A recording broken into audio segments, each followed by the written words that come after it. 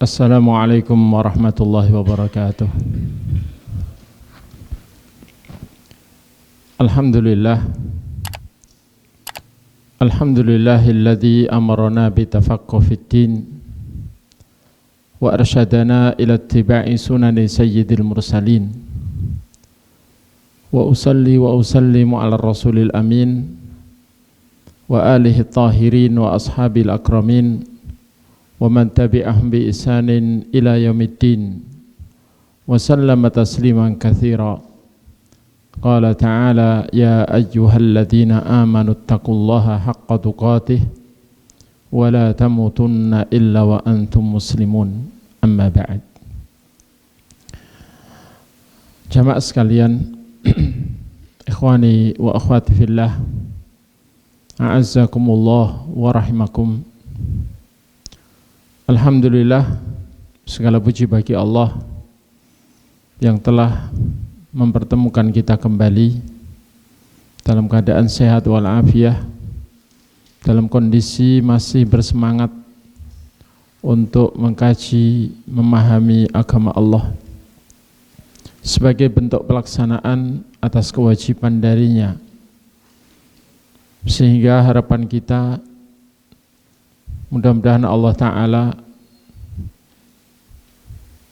menjadikan kita termasuk hamba-hamba yang berhak untuk mendapatkan taufiknya selalu, sehingga bisa lurus di atas petunjuknya, dan juga kita diberi olehnya perlindungan dari segala yang bisa menyesatkan berupa syubhat, kerancuan berfikir, ataupun juga segala yang bisa menjerumuskan kepada kemaksiatan berupa fitnah syahwat. Dan mudah-mudahan kita dijadikan oleh Allah sebagai hamba yang bisa istiqomah hingga ajal datang kepada kita semua, sehingga kita semuanya nanti bisa mendapatkan husnul khatimah dan kehidupan dunia yang sementara ini mengantarkan kita kepada ridha Allah dan surganya.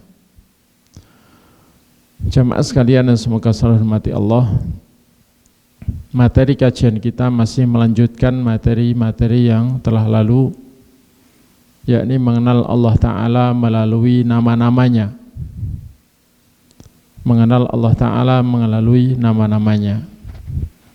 Dan karena ilmu syar'i yang paling tinggi adalah ilmu mengenal Allah, maka kita layak untuk berharap kepada Allah Ta'ala pahala yang agung atas usaha mengkaji ilmu mengenal Allah ini. Mudah-mudahan kita dicatat oleh Allah Ta'ala sebagai hamba yang beruntung dengan keuntungan yang besar, dengan sebab kita masih bersemangat mengkaji ilmu ma'rifatullah, mengenal Allah melalui nama-nama dan sifat-sifatnya. Jamaah sekalian, dahulu sudah kita kaji beberapa nama Allah Ta'ala, maka sekarang kita kaji nama Allah Al-Mubinu. Al-Mubinu. Al-Mim Ba Ya Nun.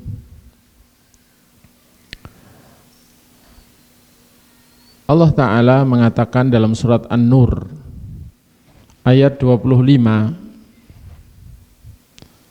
Yauma idzi yuwaffihimullahu dinahumul haqq wa ya'lamuna annallaha huwal haqqul mubinu. Pada hari itu, yakni hari akhirat, hari pembalasan, Allah akan memenuhi balasan untuk mereka dengan sebenar-benarnya, sesuai haknya masing-masing. Kalau baik dibalasi sesuai yang dijanjikan, kalau buruk dibalasi sesuai keburukan itu. Wa ya'lamun, dan mereka akan tahu, annallaha, bahwasanya Allah itu huwa, dia adalah al-haqqul mubin, yang maha benar lagi maha jelas, dan maha menjelaskan. Makna al-mubinu dijelaskan oleh para ulama berkaitan dengan haknya Allah Ta'ala. Itu ada dua makna. Al-awwalu, yang pertama, zuhurullah azza wa jalla bidzuhuril adillah ala wujudih wa wahdaniyatih fi rububiyyatih wa uluhiyyatih wa asma'ihi wa sifatih. Yakni jelasnya Allah. Jadi Allah maha jelas, berarti artinya Allah maha jelas. Jelas apanya? Yakni Allah maha jelas sebab jelasnya dalil-dalil yang menunjukkan adanya dia, dan juga yang menunjukkan keesaannya. Oh, dia maha satu, maha tunggal. Dan juga dalil-dalil, jelasnya dalil-dalil yang menunjukkan bahwa perbuatan-perbuatan ketuhanan itu hanya dia yang bisa melakukannya. Dan juga bahwa hak untuk disembah, hak untuk diibadahi itu hanyalah hak dia. Dan juga jelasnya dalil-dalil yang menunjukkan nama-namanya dan sifat-sifatnya yang terbaik dan maha sempurna, yang semuanya itu terbaik dan maha sempurna. Wastiqrari dzalika fil uquli wal fitar yudafu ilaiha al-adillatu sam'iyyah allati anzalaha Allahu azza wa jalla fi kutubihi wa ala lisani rusulihi alaihimus salatu wassalam. Dan juga tetapnya atau bercokolnya kejelasan tentang hal itu semua di dalam akal yang sehat dan fitrah yang bersih. Masih ditambahkan lagi dalil-dalil sam'i, yakni dalil-dalil naqli yang telah Allah turunkan dalam kitab-kitabnya dan melalui lisan para utusannya alaihimus salatu wassalam.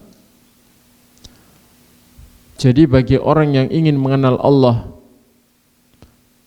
dan mau mengambil penjelasan Allah, baik yang dijelaskan dalam kitabnya atau melalui lisan Rasulnya, dikuatkan dengan dalil tentang adanya Allah menurut dalil akal dan dalil fitrah, maka semuanya menunjukkan dengan jelas bahwa Allah benar-benar adanya dan Allah Maha Esa, dan Allah tidak memiliki sekutu dalam hak untuk disembah, dan tidak ada yang serupa dengan Dia dalam nama dan sifat. Ini menunjukkan bahwa Allah Al-Mubin, maha jelas. Kemudian makna Al-Mubin yang kedua adalah idharullah azza wa jalla al-haqqa lil khalqi wa ibanatuhu lahum. Bahwa Allah Ta'ala itu benar-benar menjelaskan kebenaran kepada makhluk, sehingga kebenaran itu gamblang bagi mereka. Wa min dzalika ta'rifuhu nafsahu subhanahu li ibadihi wa iqamatuhu al-adillata al-wadihata al-bayyinata ala kamali asma'ihi wa sifatihi al-muqtadiyati wahdaniyatah wa ifradah wahdah bil ibadah. Di antaranya yang menunjukkan hal itu adalah bahwa Allah telah memperkenalkan dirinya. Allah telah memperkenalkan dirinya yang maha suci, memperkenalkan dirinya kepada seluruh hambanya, kepada hamba-hambanya, dan telah menegakkan dalil-dalil yang jelas lagi gamblang yang menunjukkan kesempurnaan nama-nama Dia dan sifat-sifat Dia, yang hal itu mengandung konsekuensi bahwa Allah benar-benar esa, satu dalam seluruh haknya, bersendirian dalam seluruh haknya, dan bersendirian dalam hak untuk diibadahi atau disembah.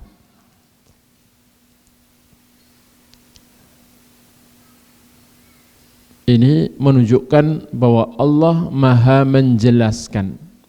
Jadi Al-Mubin maknanya ada dua, yang maha jelas, jelas adanya, jelas keesaannya, jelas kesempurnaannya dalam seluruh nama dan sifatnya, dan jelas tidak memiliki sekutu dalam seluruh perbuatan ketuhanan. Yang kedua, maha menjelaskan, menjelaskan kebenaran, menjelaskan akan dirinya dan hak-hak Dia, dan juga menjelaskan kesempurnaan Dia. Semuanya itu Allah jelaskan dengan gamblang dan bisa dipahami dengan mudah oleh hati yang masih bersih dan fitrah yang masih bersih.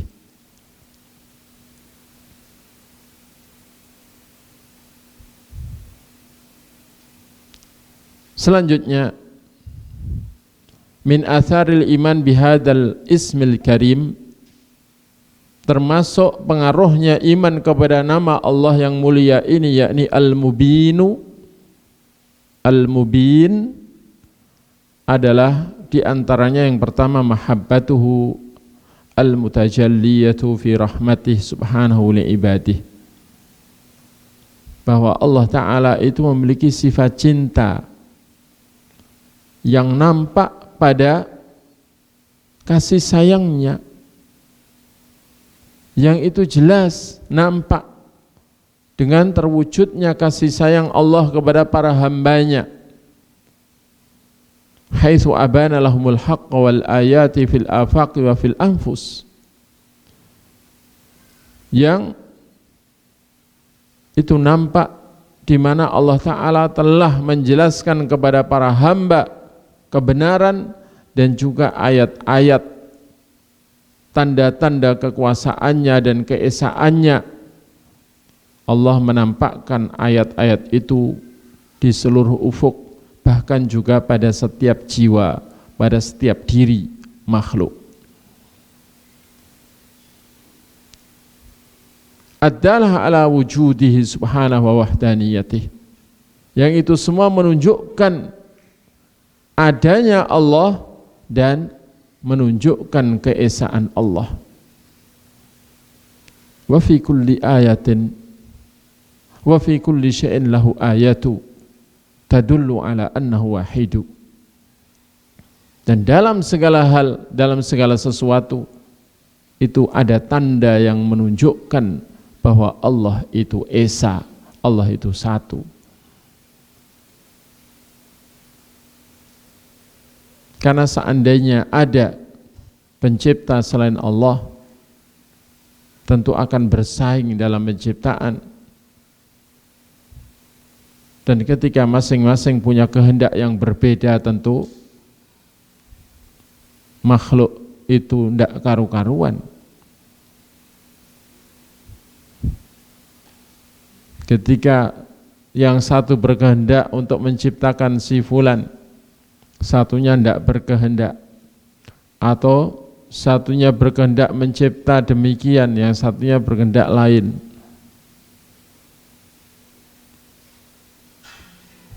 sehingga akhirnya hancurlah alam ini.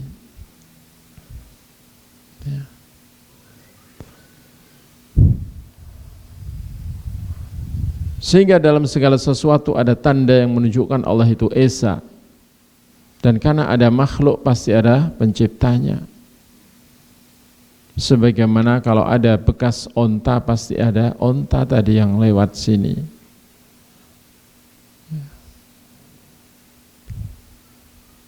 Wa aqama alaihimul hujjata bi inzalil kutubi wa irsalir rusuli. Dan Allah telah menegakkan atas para hamba itu hujjah, dalil yang nyata dengan menurunkan kitab-kitab dan mengutus para utusan agar para hamba itu tahu jalan yang benar, tahu jalan kebahagiaannya, tahu jalan keselamatannya, jelas melihat jalan menuju surganya, dan tahu mana yang salah, mana yang benar. Qad tabayyana ar-rusydu minal ghayy, sehingga menjadi jelas perbedaan antara petunjuk dengan kesesatan. Ini menunjukkan bahwa Allah itu maha sayang kepada hamba, tidak dibiarkan mencari jalan sendiri, tidak dibiarkan meraba-raba tentang kebenaran atau berprasangka mana kiranya jalan kebahagiaan dan jalan keselamatan. Tidak dibiarkan begitu, tapi ditunjuki dengan petunjuk yang sangat lengkap dan sempurna, sehingga tidak membutuhkan lagi tambahan-tambahan pendapat siapapun dari manusia. Bagi yang menginginkan kebahagiaan dunia akhirat, Allah sudah menjelaskan semuanya, sudah menjelaskan dengan sempurna. Bagi yang ingin menggapai surga yang paling tinggi sekalipun, yang di atasnya itu sudah tidak ada lagi tingkatannya, petunjuk yang disampaikan dalam kitabnya dan melalui utusannya itu sudah lengkap dan sempurna untuk itu. Bahkan tidak sekedar dijelaskan, tapi juga diberi sosok yang menjadi contoh terbaik agar mendapatkan surga tertinggi. Dan sang panutan itu Nabi kita Muhammad SAW juga dari kalangan manusia, bukan dari kalangan malaikat. Karena kalau dari kalangan malaikat yang kekuatannya lebih dari manusia dan sebagainya, punya banyak kelebihan secara fisik penciptaan, tentu manusia akan mengatakan, ya pantas saja kalau situ malaikat, kita nggak bisa nyontoh karena kemampuan kita jauh dibandingkan mereka. Mereka nggak punya capek, nggak punya pegel-pegel, ya. Mereka nggak pernah sakit, dan kita ini kadang kan begitu. Tapi Allah membuat contoh untuk kita ini juga manusia yang bisa sakit, ya kadang-kadang sakit, kadang-kadang juga capek, kadang-kadang juga ngantuk, kadang-kadang tidur, perlu istirahat, membutuhkan seperti manusia umumnya membutuhkan, punya hajat juga, punya nafsu juga. Tapi beliau menjadi hamba yang kedudukannya paling mulia di surga paling tinggi, tidak ada lagi di atas beliau. Itu panutan kita, dan kita nggak perlu nambah-nambahi dari apa yang beliau ajarkan, beliau sampaikan, beliau contohkan. Cukup beliau menjadi suri tauladan terbaik bagi yang menginginkan surga tertinggi, bertetangga dengan beliau. Kalau ingin melebihi beliau, mau tinggal di surga yang mana? Mau mangkring di yang lebih tinggi dari tempat beliau, mangkring di mana? Jadi ini menunjukkan bahwa Allah maha mencintai hambanya dan maha menyayangi hambanya. Dan juga alladzina yu'arrifuna al-khalqa bi rabbihim subhanahu wa asma'ahu wa sifatih, yang para rasul itu juga menjelaskan, diutus oleh Allah untuk menjelaskan dan memperkenalkan makhluk kepada Tuhannya, agar makhluk itu mengenal Tuhannya, Tuhan mereka, dan juga mengenal nama-namanya dan sifat-sifatnya, sehingga bisa memanggil dia dengan menyebut namanya dan mewujudkan amalan hati yang benar terhadap Allah Ta'ala dan bisa berbaik sangka kepada Allah dan bisa mencintai Allah melebihi segalanya, berharap kepadanya dan takut kepadanya, dan juga bisa tumbuh rasa malu kepadanya. Wa ma taqtatihi min ifradih bi rububiyyatihi wa uluhiyyatihi wa tajridil mahabbati wal ikhlasi wal khaufi wal raja'i lahu wahdah. Dan juga para rasul memperkenalkan kepada para hamba apa yang menjadi konsekuensi itu semua, berupa menyendirikan Allah dalam hak perbuatan, hak untuk diibadahi, dan bisa menyendirikan atau memurnikan rasa cinta dan keikhlasan dan rasa takut serta pengharapan hanya kepada Allah saja.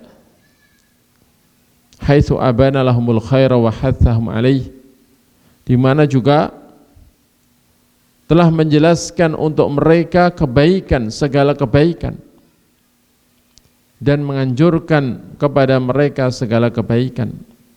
Wa arrafahumus syarra wa hadzarhum min, dan juga memperkenalkan kepada mereka semua tentang keburukan dan memperingatkan mereka dari keburukan.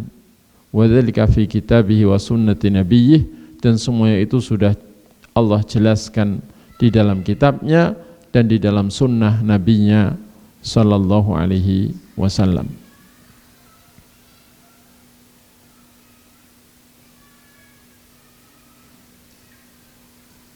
Kemudian termasuk buahnya iman kepada nama Allah Al-Mubin. Thaniyan, yang kedua adalah qiyamul hujjah 'alal khalqi bihadzal bayan ma'a ma qama fil uquli wal fitri minal ayatil bayyinatid dalati 'ala wahdaniyatihi subhanahu wa tafarrudih bil khalqi wal amri. Tegaknya hujjah atas makhluk dengan penjelasan ini, dengan segala penjelasan Allah, maka berarti hujjah atas makhluk telah tegak bersamaan dengan apa yang sudah ada atau Allah letakkan di dalam akal manusia dan fitrah manusia, berupa ayat-ayat yang menjelaskan, yang menunjukkan keesaan Allah yang maha suci dan bersendiriannya Dia dalam mencipta dan dalam hak memerintah, baik dengan perintah kauni maupun perintah syar'i. Walakin akan tapi min rahmatihi subhanah annahu la yu'adzibu ibadah bihujjatil aqli wal fitrah wa innama ba'da irsalir rusul wa bayanihim linnas. Akan tetapi termasuk yang menunjukkan kasih sayangnya Allah yang maha suci, bahwa Dia memiliki sifat rahmah, kasih sayang kepada makhluk, bahwasanya Allah itu tetap tidak akan menyiksa hamba-hambanya dengan dalil akal yang telah Allah berikan kepada hamba dan dengan dalil fitrah yang telah Allah berikan kepada hamba.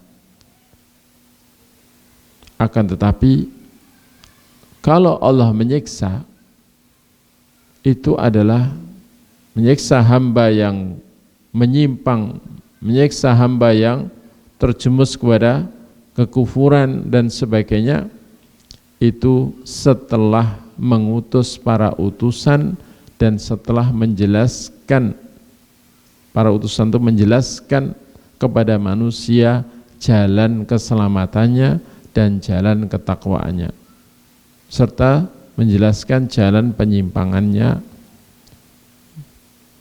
Terus setelah dijelaskan kok milih yang menyimpang, memilih kesyirikan, kekufuran, kemunafikan, kemaksiatan, dan sampai mati tidak mau bertobat, maka Allah punya hak untuk menyiksanya. Baru Allah akan menyiksanya ketika dia tidak mengampuninya.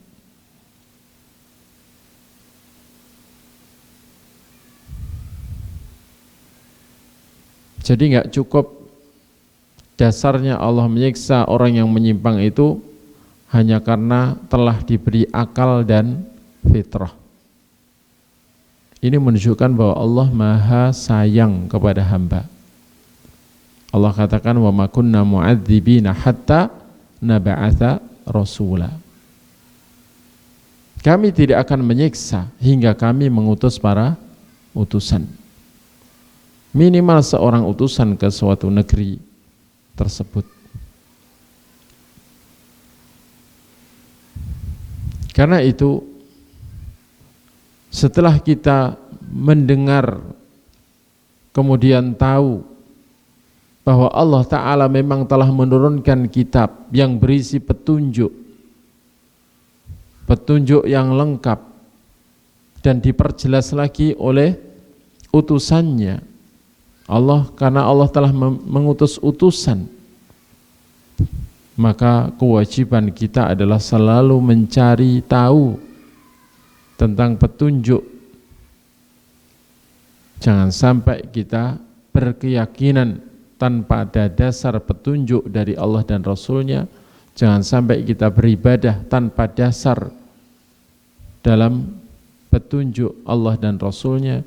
Jangan sampai kita menetapkan suatu hukum atau menetapkan suatu aturan dalam beragama kecuali kita tahu dasarnya dan sumbernya dari kitab Allah dan sunnah Rasulnya sallallahu alaihi wasallam.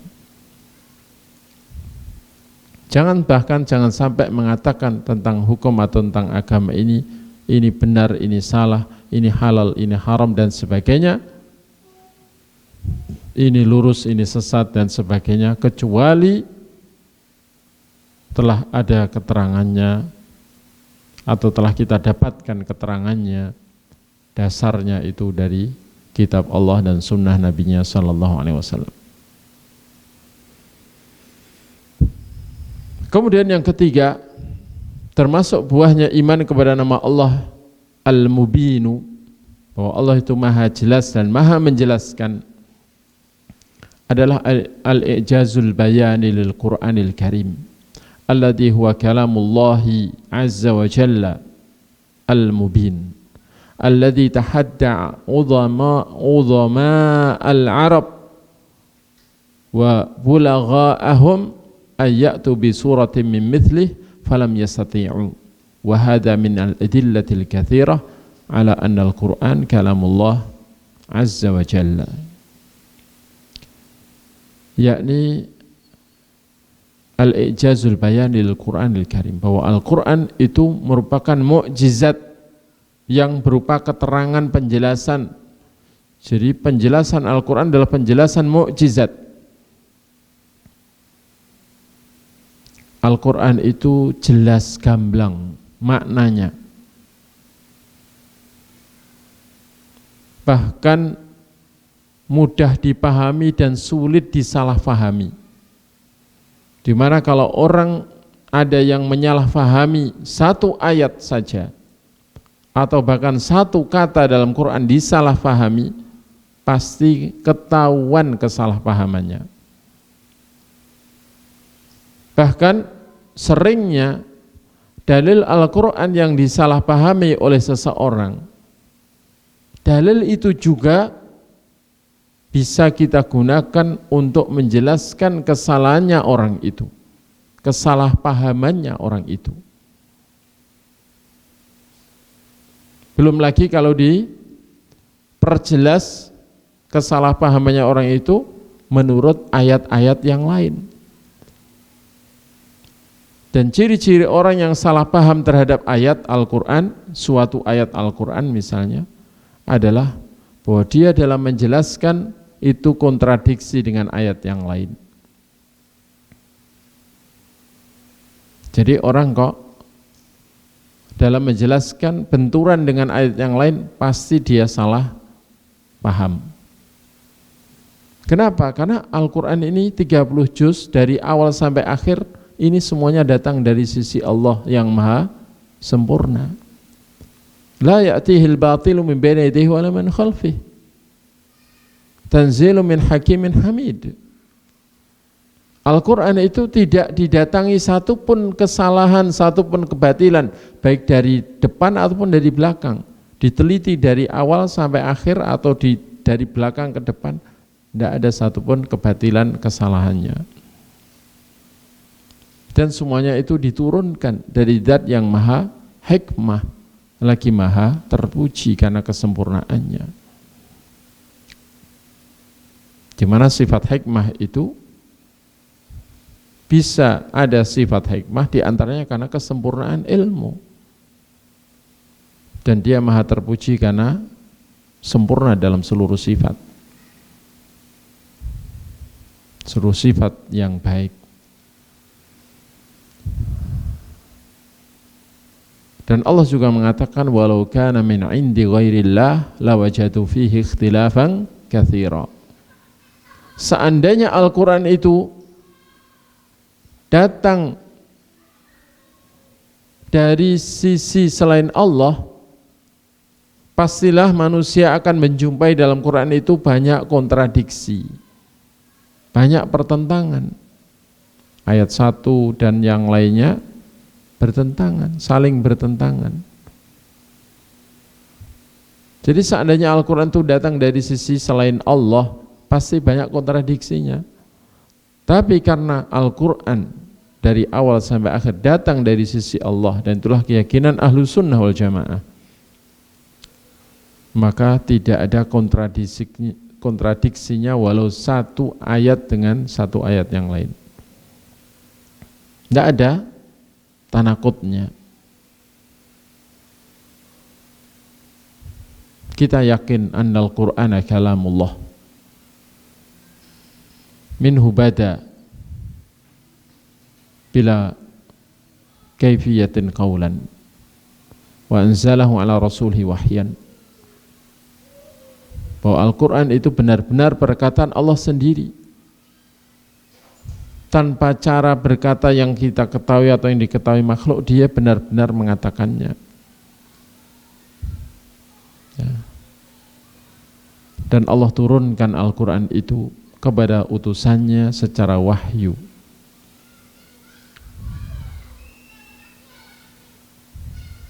Sehingga benar-benar sempurna.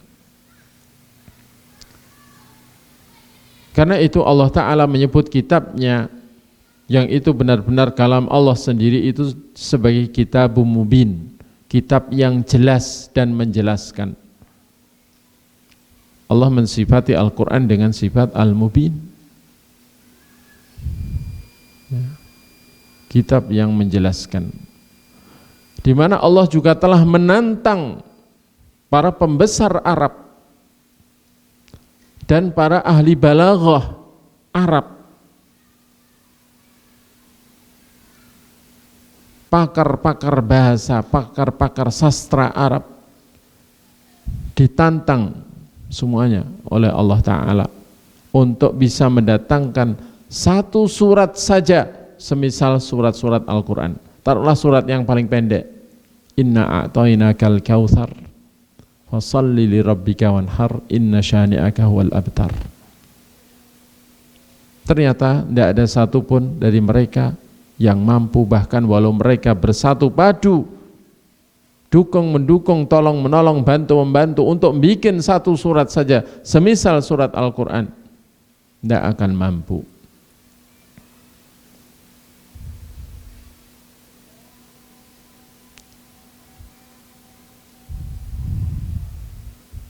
Hal ini menunjukkan bahwa penjelasan Allah Ta'ala yang diberupakan Al-Quran, kalam dia, ini benar-benar mukjizat, melemahkan seluruh musuh-musuh Allah dan musuh-musuh Al-Quran.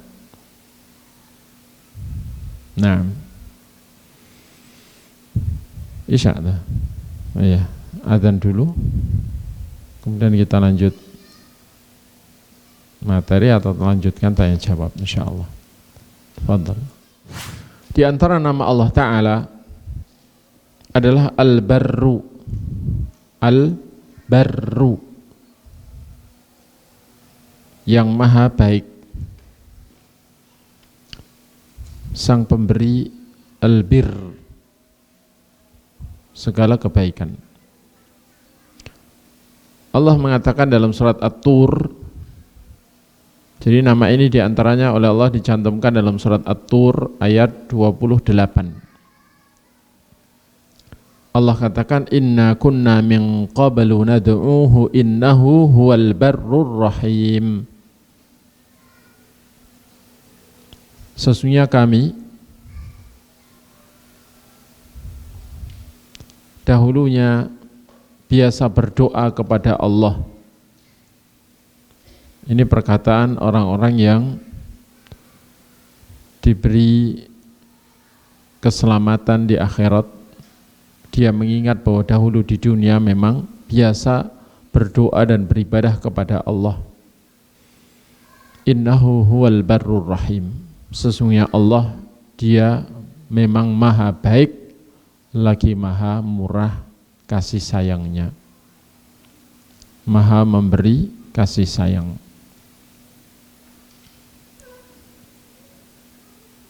Dan makna al-barru pada haknya Allah Ta'ala, wasfuhu al-barru wa atharu hadal wasfi jami'un ni'amid zahirati wal batinah fala yastaghni makhluqun an ihsanih wa birrih tarfata ain.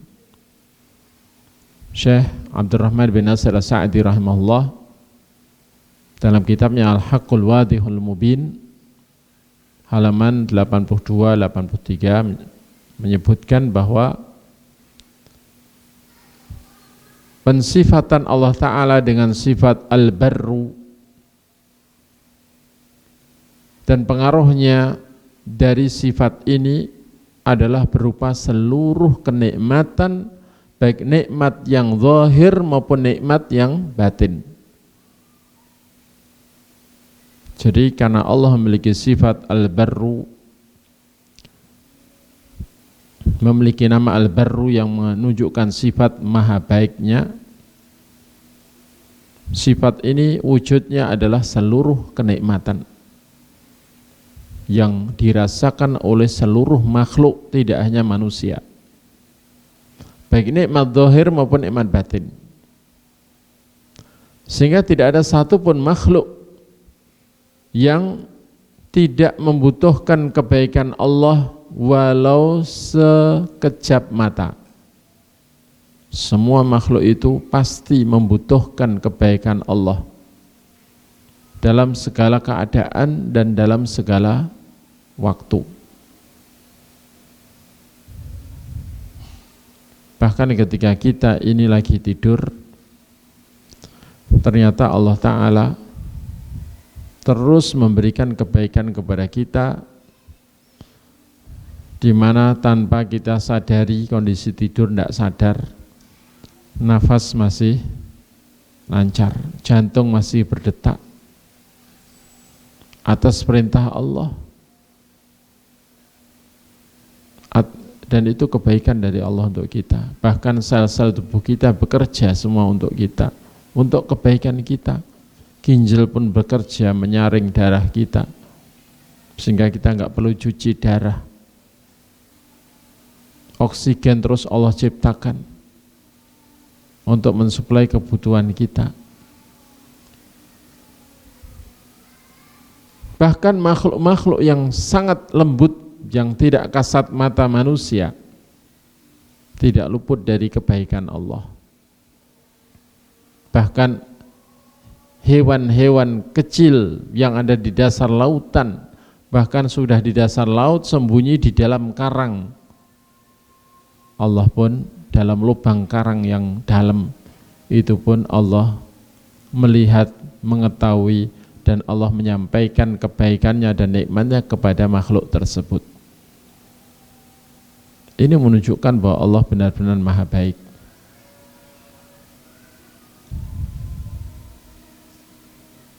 Fal barru wasfuhu subhanah fahuwal barrul muhsin wa huwa barrun fi fi'lih muwallil jamil daimul ihsan.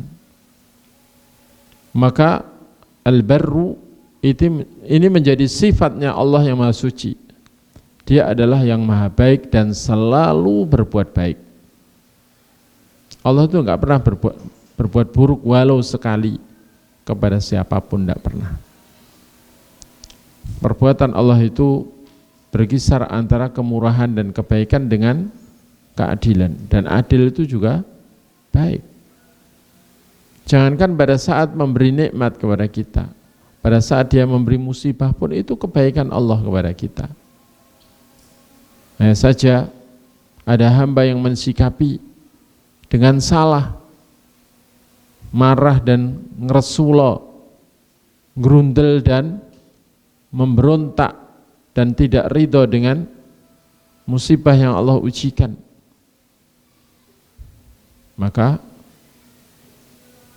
ini menjadi takdir buruk bagi hamba itu. Tapi hamba yang bisa mensikapi musibah itu dengan baik dan benar sesuai petunjuk Allah, maka dia mendapatkan keuntungan yang luar biasa besarnya, mendapatkan hadiah yang jauh lebih berharga dari dunia dan seisinya, mendapatkan salawat dari Allah yang itu lebih berharga dari dunia dan seisinya, mendapatkan ampunan untuk dosa-dosanya dan itu lebih baik daripada dunia dan seisinya, mendapatkan rahmat kasih sayang Allah yang itu lebih berharga dari dunia dan seisinya, dan juga mendapatkan hidayah. Ini balasan untuk orang yang sabar kala diuji dengan musibah. Coba kalau antum menjadi guru, kemudian antum memberi materi, memberi ujian kepada para siswanya, kemudian ada yang siswa ada yang enggak diterima, enggak bisa menerima, bahkan marah-marah. Maksud saya diuji kayak gini, ya, marah kepada gurunya, merontak kepada gurunya, tidak ridho. Kira-kira gimana? Ya, sebagai guru melihat murid kayak gitu, tentunya bisa marah juga.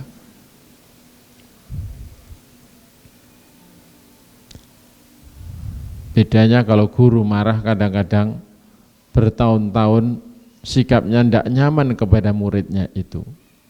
Tapi kalau walau murid itu sudah minta maaf, tetap kadang-kadang ya tersisa rasa tidak nyaman kepada murid itu. Kalau terlalu gitu ya, kalau pernah keterlaluan. Tapi kalau Allah Ta'ala, walau seseorang membuat murka Allah puluhan tahun lamanya, telah 60 tahun membuat Allah murka, selalu membuat Allah murka, selalu menentang, selalu ya, tidak ridho kepadanya. Tapi menjelang kematian kurang sehari misalnya, bertobat betul kepada Allah, menyesali seluruh perbuatannya, memohon ampun kepada Allah, maka Allah sangat gembira dan senang kepada tobatnya hamba itu, dan Allah pun akan mengampuni semua kesalahannya dan tidak akan mempermasalahkan lagi. Itulah ya bedanya.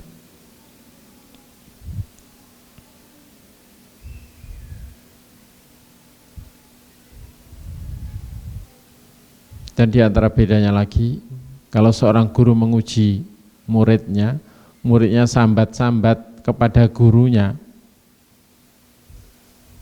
itu gurunya kadang-kadang gemes dan gregeten kan itu ya, nggak suka. Tapi kalau Allah menguji hambanya dengan berbagai ujian, kemudian hamba itu tidak sambat kepada manusia, tapi mau sambat kepada Allah, Allah senang mendengar sambatnya hamba kepadanya. Ya.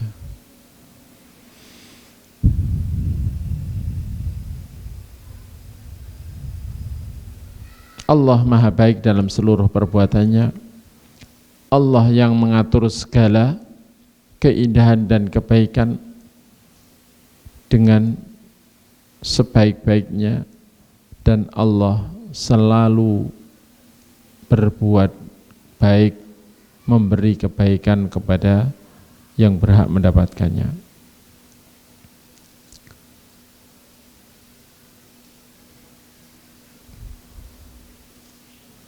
Dan tentunya kalau kita sudah tahu demikian, termasuk buahnya nama Allah Al-Barru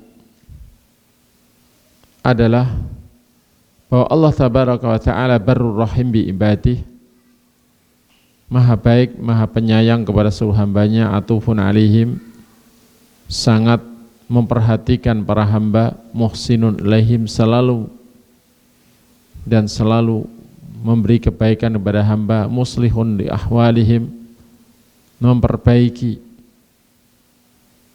keadaan para hambanya, fid dunya wad din, baik dalam urusan dunianya maupun urusan agamanya seorang hamba atau para hamba. Wa hadza yusmiru fi qalbil mu'min mahabbatah li rabbih wa haya'ah minhu wa ijlalah lahu. Dan ini tentunya akan membuahkan dalam hati orang beriman itu rasa cinta kepada Allah, rasa malu kepada Allah, dan pengagungan kepada Allah. Karena sudah menjadi sifatnya hati yang normal, apabila dibaiki terus itu cinta kepada yang berbuat baik. Coba jenengan dikasih tiap pekan dikasih sama tetangga uang 1 juta. Walau awalnya nggak kenal, ini orang baik apa enggak sih? Kok wajahnya serem gitu. Tahu-tahu habis pindahan rumah, setelah repotnya selesai, datang-datang bawa duit 1 juta. Untuk apa ini? Sudahlah, saya ini duit saya berlebih, saya bingung mau ngasihkan siapa, ya tetangga lah yang tak kasih. Ya. Selang seminggu lagi ngasih lagi 1 juta. Dan ternyata terusan itu bukan karena mau nyalonkan jadi gubernur atau apa. Tulus. Walau berwajah serem, taruhlah, hati ini nggak bisa dibohongi, pasti mencintai dia, mencintai karena kebaikannya. Ini bukan cinta dalam artian cinta birahi, tapi mencintai karena sifatnya, karena kebaikannya. Itulah hati yang normal.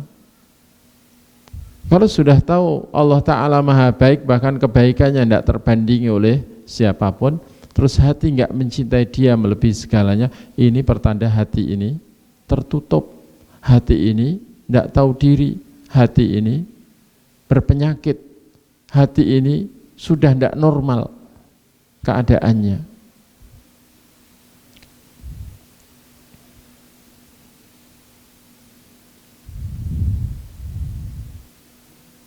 Kemudian ketika tahu bahwa Allah Ta'ala itu selalu berbuat baik, kemudian kita juga masih selalu melanggar aturannya, menentang dia, ini harusnya malu.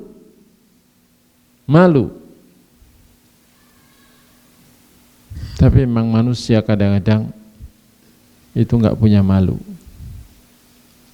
Bahkan tidak malu berbangga dengan dosanya, masih juga menceritakan dosanya. Bahkan na'udzubillah min dzalik, ada orang yang berbangga ketika menyebut dirinya itu penyembah setan. Jadi menjadi orang yang seakan-akan berani dengan Allah Ta'ala, berani melawan Allah, itu berbangga. Padahal siapa sih makhluk ini? Tidak bisa apa-apa kalau nggak diberi kemampuan oleh Allah. Tidak punya apa-apa kalau nggak diberi apa-apa oleh Allah.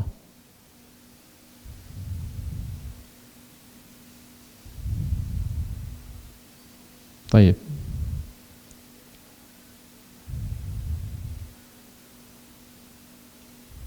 Dan buahnya, di antara buahnya keimanan kita kepada nama Allah ini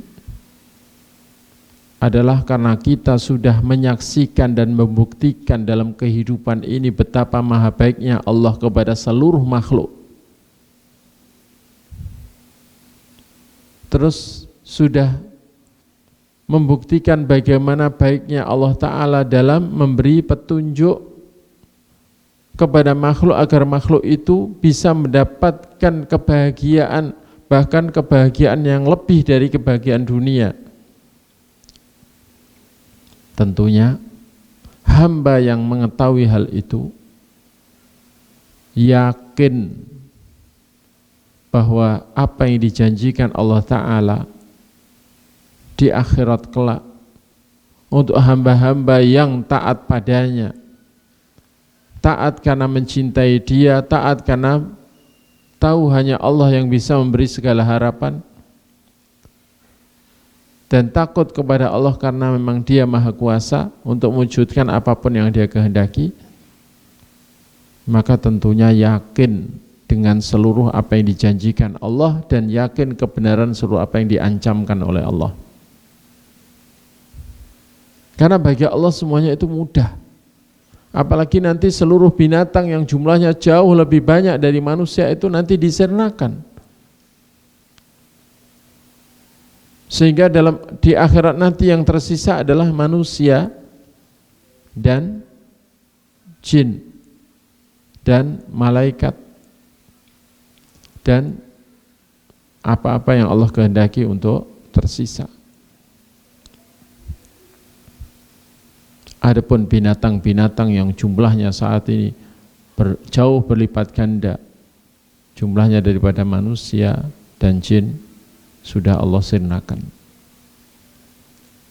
Nah, tentunya Allah Ta'ala kasih sayangnya, apalagi sudah diberitakan juga bahwa rahmat Allah, kasih sayang Allah yang akan Allah wujudkan berupa apa saja yang baik untuk hambanya yang sudah diberikan di dunia itu hanya 1%.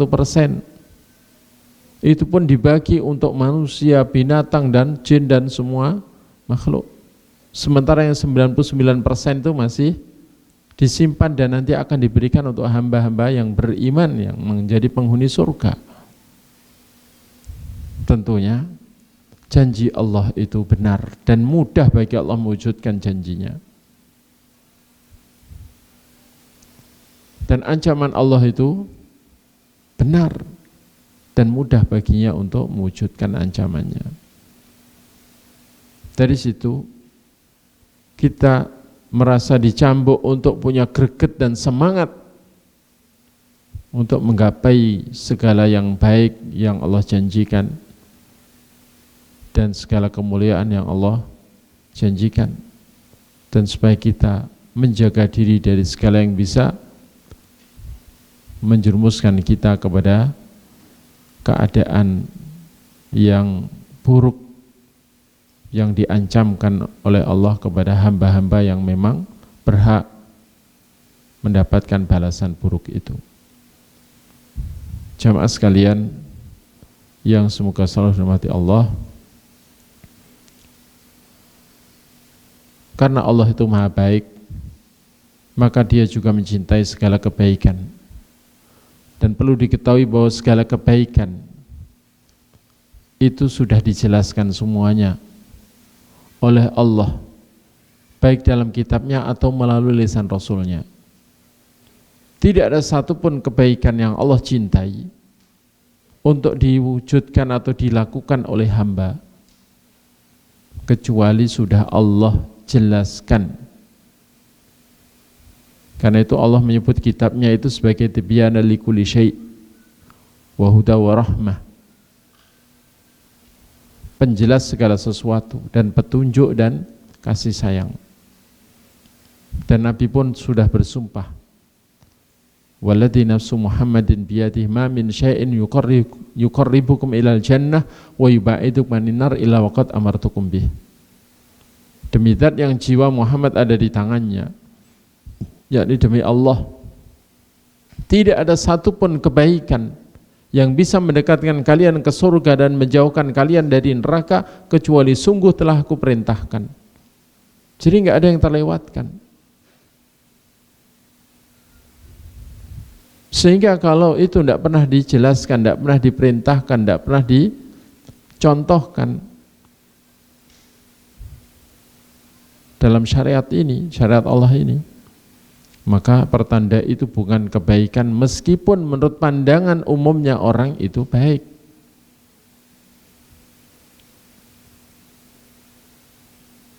Maka karena kita tahu bahwa Allah itu maha baik dan mencintai kebaikan, kita pun harus berambisi untuk mempelajari tentang kebaikan itu dari penjelasan Allah dan Rasul-Nya. Kemudian kita berusaha maksimal untuk mengamalkan kebaikan itu. Dan termasuk kebaikan Allah bagi orang yang bertekad untuk jadi baik sesuai petunjuk Allah yang maha baik adalah bahwa Allah akan memberi pahala yang lebih baik dari sekedar kebaikan yang dilaksanakan oleh hambanya. Bahkan setiap kebaikan Allah lipatkan 10 kali lipatnya sampai 700 kali lipat. Bahkan Allah akan melipat gandakan lagi untuk siapa yang Allah kehendaki. Karena ketakwaan yang mendasari lebih bagus, karena keikhlasannya lebih bersih dan murni, maka Allah masih mau melipat gandakan lagi. Sehingga kadang-kadang satu amalan yang seandainya diwujudkan ukurannya hanya seperti biji kurma, tapi di sisi Allah dikembangkan hingga menjadi bergunung-gunung. Itu disampaikan oleh Nabi kita. Karena itu kata Nabi, la tahqiranna khairan qattu walau antal qa'haka biwajhin talik. Jangan sampai engkau meremehkan satupun kebaikan, walaupun kebaikan itu hanya berupa engkau bertemu saudaramu dengan wajah yang berseri-seri, wajah yang menyenangkan, wajah yang sumringah, yang tidak cemberut.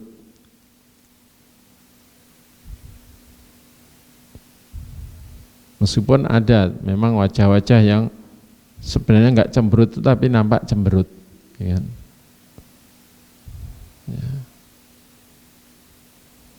Wajah-wajah yang ya ada yang begitu memang. Enggak tahu kalau saya ini termasuk yang kelihatan cemberut atau enggak, saya enggak tahu.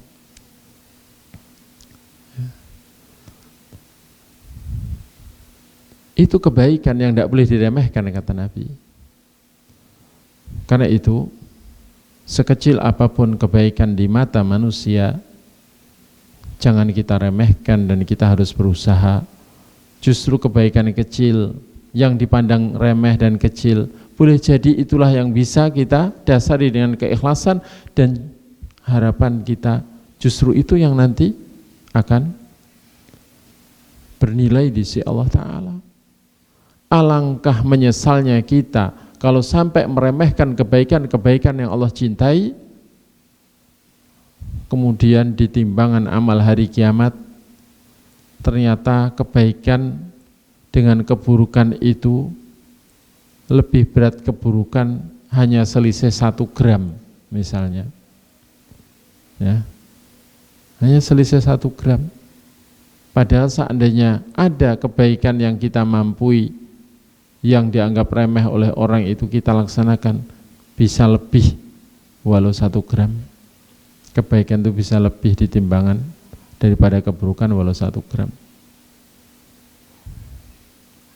Karena itu fattaqun nar walau bisyikki tamrah, kata Nabi, jagalah diri kalian dari neraka walau dengan sedekah separuh kurma. Separuh kurma, suatu yang remeh. Maksudnya ya, punya berapapun, walau 1.000 rupiah, 2.000 rupiah, Jangan anggap remeh kalau itu kebaikan. Ya. Tapi kalau uangnya miliaran ya jangan cuman segitu, tidak cocok gitu ya. Karena itu, karena Allah Maha Baik dan mencintai segala kebaikan, dan bahkan Dia memerintahkan kita agar berlomba-lomba dalam kebaikan, maka kita harus berusaha untuk itu. Bahkan al-ithar fi umuril akhirah madmum, mengutamakan orang lain dalam urusan akhirat, dalam urusan ibadah, itu tercela. Semisal sop depan untuk laki-laki lebih baik daripada sop belakangnya. Maka sering kita lihat orang mempersilahkan orang lain untuk mengisi sop depannya. Itu namanya enggak berlomba itu. Namanya lomba itu enggak mau ngalah kan begitu. Kecuali kalah ya sudah. Kalah duluan ya sudah, mundur. Tapi kalau ada kesempatan ya sudah. Para sahabat itu kadang-kadang sampai hampir bertengkar, kayak mau bertengkar gara-gara berebut soft depan.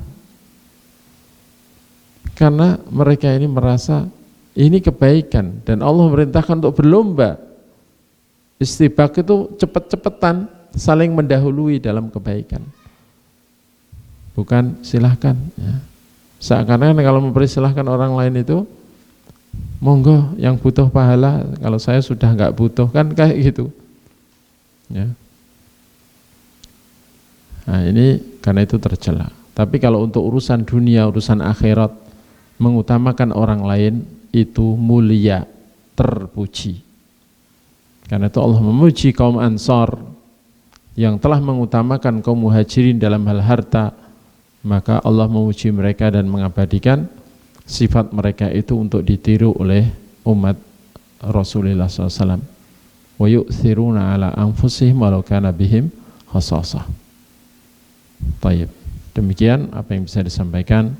Mudah-mudahan Allah Ta'ala memberi manfaat dari apa yang kita kaji dan memberikan kepada kita taufiknya untuk bisa mengamalkan segala kebaikan yang telah kita ketahui dalam syariat ini, dan semoga kita bisa istiqomah di atas kebaikan hingga ajal datang, sehingga kita termasuk hamba yang mendapatkan penutupan umur yang baik atau istilahnya husnul khotimah.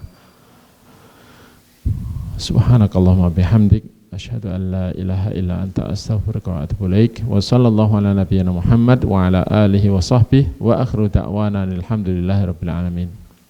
Nggih. Satu pertanyaan. Itu dulu, yang dekat dulu, nggih. Waalaikumsalam warahmatullahi wabarakatuh.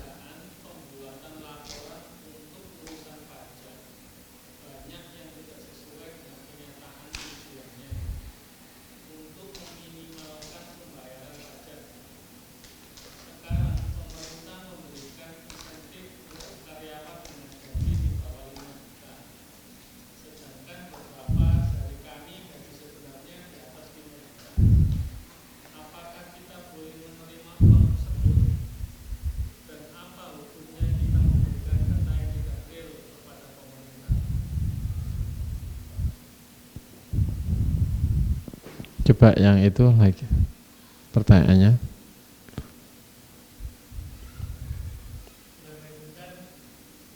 Assalamualaikum.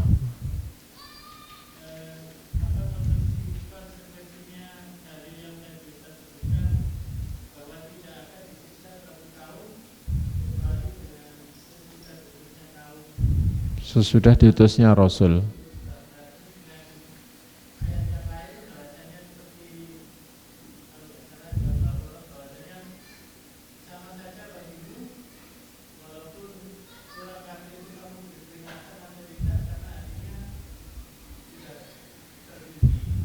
Ya.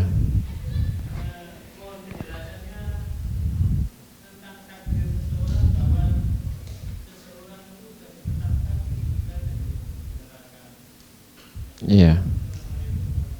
Waalaikumsalam. Pertama, dalam kaitan dengan takdir seseorang di surga atau di neraka, kita harus meyakini bahwa setiap hamba ini sudah ditulis nanti menjadi ahli surga atau ahli neraka. Maka para sahabat pernah bertanya kepada Nabi tentang hal itu, bahwa kalau kita ini sudah ditulis nanti di surga atau di neraka, terus kenapa kita harus beramal? Afala nattakilu ila kitabatina? Tidakkah kita ini pasrah saja kepada tulisan kita? Qala, jawab Nabi, i'malu fa kullun muyassarun lima khuliqalah. Beramallah kalian, sesungguhnya setiap orang itu akan dimudahkan untuk apa ia dicipta.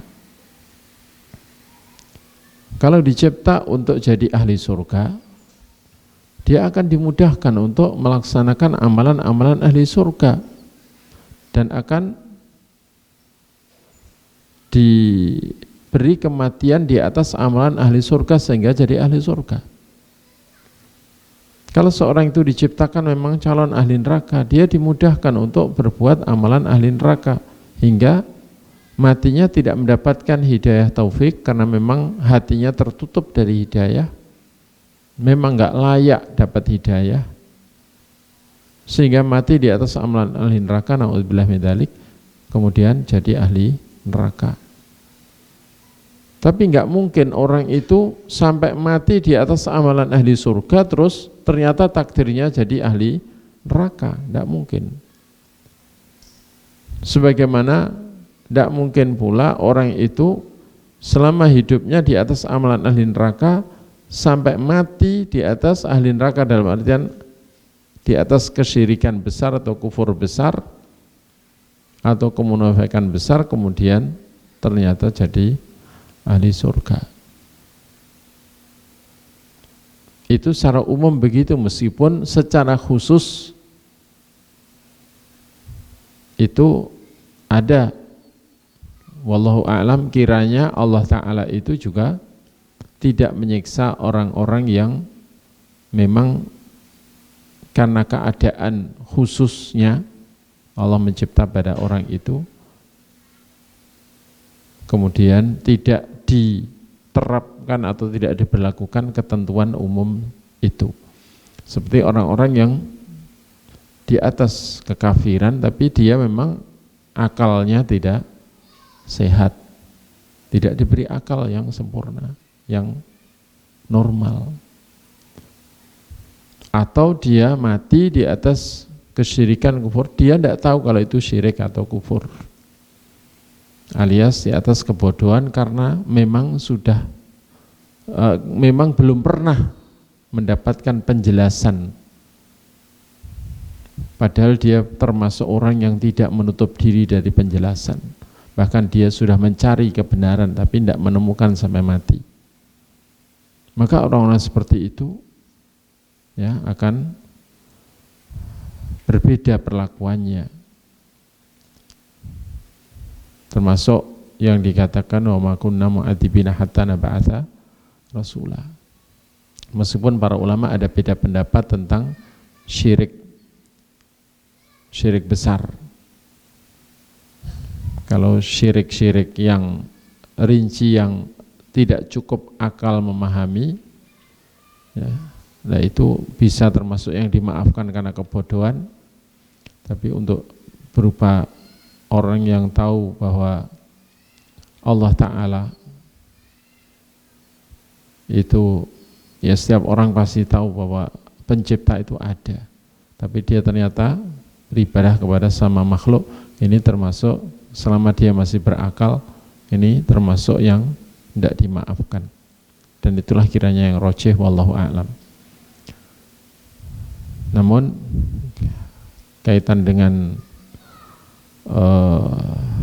tadi ya, takdir tadi ya, itu tambahannya adalah bahwa perlu diketahui bahwa Allah mentakdirkan seseorang menjadi ahli neraka, itu yang kadang menjadi ganjalan, ya kan?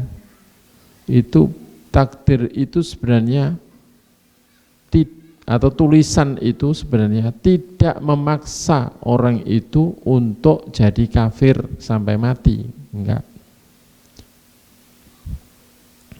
Tapi karena Allah tahu bahwa hamba ini memang akan memilih jalan kekafiran sampai mati dan hatinya menutup diri dari keimanan atau seruan keimanan.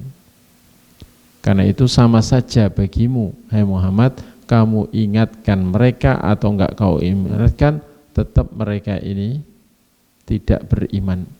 Karena dalam hati mereka ada tutup dan bahkan terkunci mati.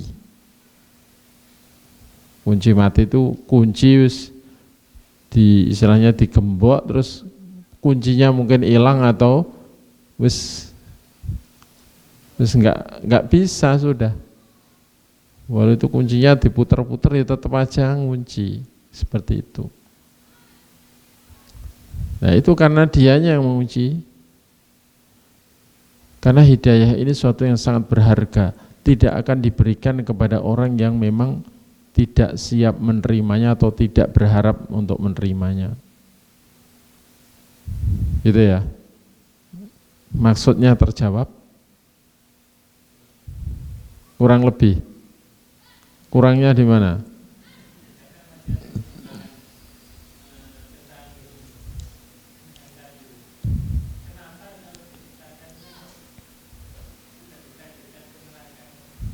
Oh ya. Allah benci kepada orang kafir. Kalau ditanyakan kenapa Allah menciptakan orang kafir, padahal dia benci. Sama dengan Allah benci kepada syaitan, tapi kenapa Allah menciptakan syaitan? Perlu diketahui, Allah menciptakan sesuatu itu karena ada hikmahnya. Ada hikmah diciptakannya makhluk itu.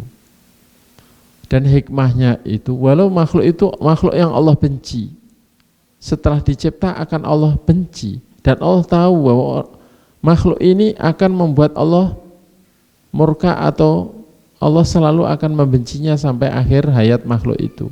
Allah tahu. Loh, kalau sudah tahu kenapa diciptakan juga?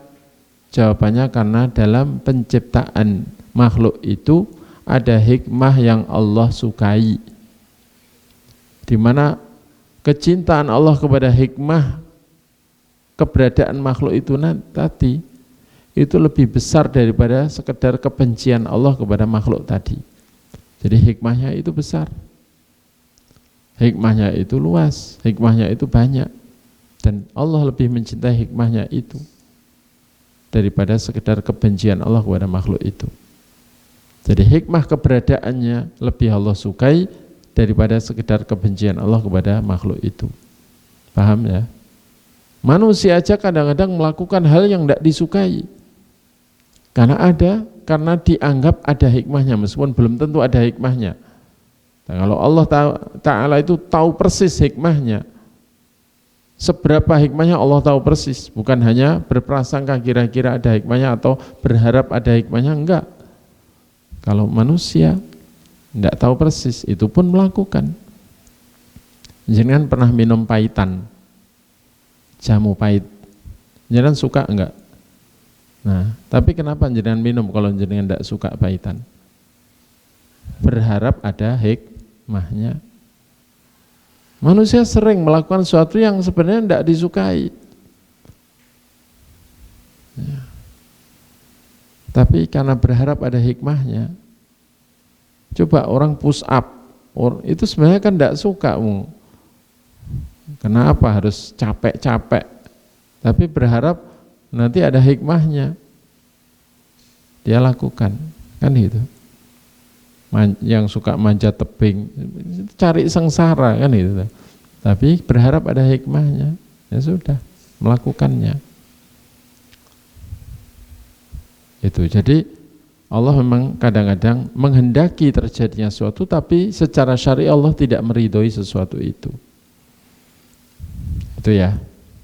Yeah. Dan Allah itu kalau menyesatkan seorang hamba atau menetapkan hamba ini jadi ahli neraka dalam catatan takdir. Ketika Allah mencatat, ini murni karena Allah Maha tahu segala apa yang belum terjadi. Oh, hamba ini memang akan memilih jalan kesesatan sampai mati, sehingga Allah tahu bahwa hamba ini ahli neraka. Allah catat. Sebelum Allah mencipta, Allah sudah tahu, maka Allah mencatat. Karena pengetahuan Allah tidak akan salah, catatan itu pun tidak perlu dirubah. Itu ya, itu takdir. Nah, mana di antara kehendak hamba yang Allah kehendaki dan mana yang tidak Allah kehendaki sehingga tidak terjadi, itu ya sesuai sifat hikmahnya Allah Ta'ala, kebijaksanaan Allah. Yang jelas Allah tidak pernah berbuat buruk. Takdir buruk itu bukan karena Allah berbuat buruk dalam menetapkan takdir. Menetapkan takdir itu tetap perbuatan baik, karena Allah itu perbuatannya hanya antara kebaikan dengan keadilan. Kalau Allah menetapkan seorang ini jadi ahli neraka, itu karena keadilannya. Karena keadilannya, memang hamba ini tidak layak dapat petunjuk. Karena benci, bahkan gila dengan petunjuk, jijik dengan petunjuk. Bahkan bersyukur, alhamdulillah saya ini sering didatangi orang-orang berjenggot itu, alhamdulillah sampai sekarang saya bisa istiqomah, tidak kepengaruh.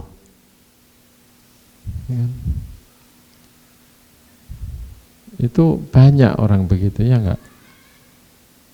Ya, memang jijik sama petunjuk itu banyak. Taib.